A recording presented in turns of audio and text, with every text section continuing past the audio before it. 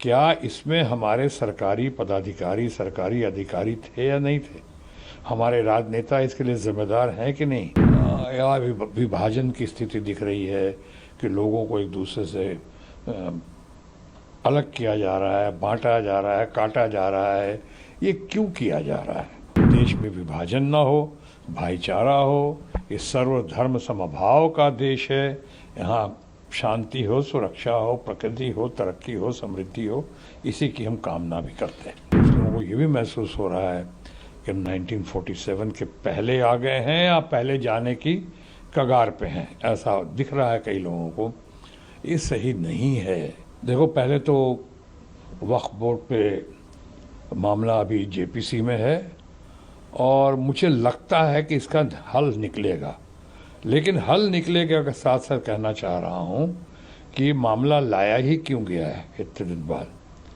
क्या जो वक्फ बोर्ड की ज़मीन बहुत सारे लोग क्लेम कर रहे हैं और अचानक जो क्लेम करना बहुत जगह शुरू हुआ है, कुछ जगह हो सकता है जेन्युइन मामला भी हो, लेकिन बहुत जगह ऐसा इस बात का ख्याल रखना पड़ेगा कि वक्फ बोर्ड की ज़मीन है, जिन्होंने कहा कि हमारी थी और इन्होंने कब्ज़ा कर लिया, उसने कब्ज़ा कर लिया। क्या इसमें हमारे सरकारी पदाधिकारी, सरकारी अधिकारी थे या नहीं थे? हमारे राजनेता इसके लिए ज़िम्मेदार हैं कि नहीं? हमारे सेक्रेटरीज़, हमारे पटवारीज़, हमारे चीफ सेक्रेटरीज़, क्या इनके लिए ज़िम्मेदार नहीं हैं? ये लोग किसके रहे? भारत सरकार के रहे, हमारे अपने रहे। अब इस मामले को जब उलझाने की कोशिश की गई तो ऐसा लगा कि शायद चुनाव को ध्यान में रखते हुए या जो माहौल इस वक्त जो बिगड़ता हुआ दिख रहा है या बिगाड़ने की जो कुछ हद तक कोशिश हो रही है, ऐसा लगता है कि ये आज सब कुछ सिमट कर रह गया हिंदू, मुसलमान, जाति, जात, धर्म के लिए या धर्म के नाम पे या विभाजन की स्थिति दिख रही है कि लोगों को एक दूसरे से अलग किया जा रहा है, बांटा जा रहा है, काटा जा रहा है। ये क्यों किया जा रहा है? ये लोग समझ रहे हैं। इसका परिणाम भी लोग समझते हैं क्या होगा, देश के लिए हित में नहीं होगा।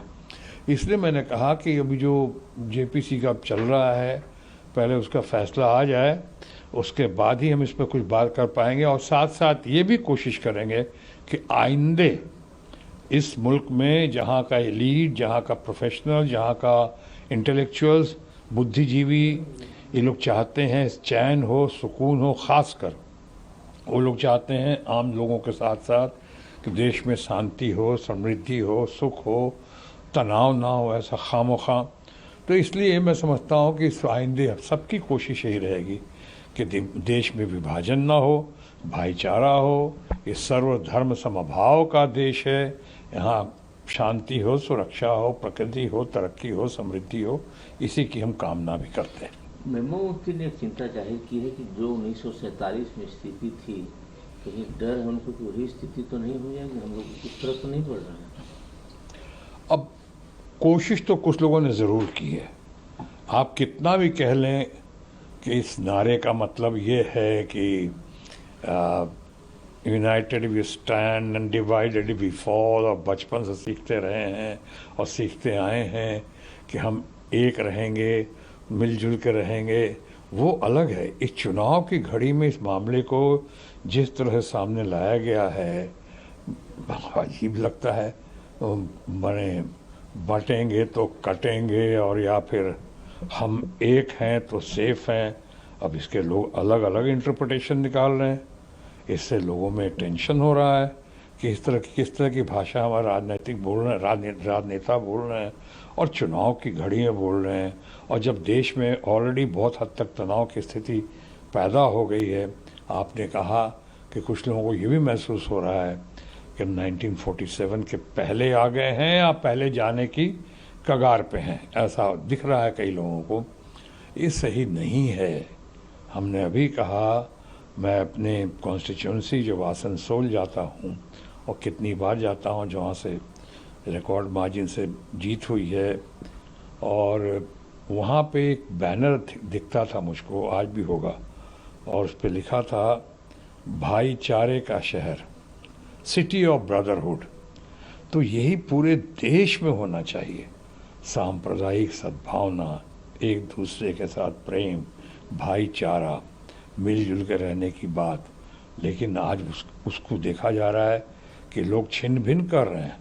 उस भाव या भावना को आज तोड़ रहे हैं वो, और तोड़ने की कोशिश कर रहे हैं। तो ऐसा होना नहीं चाहिए।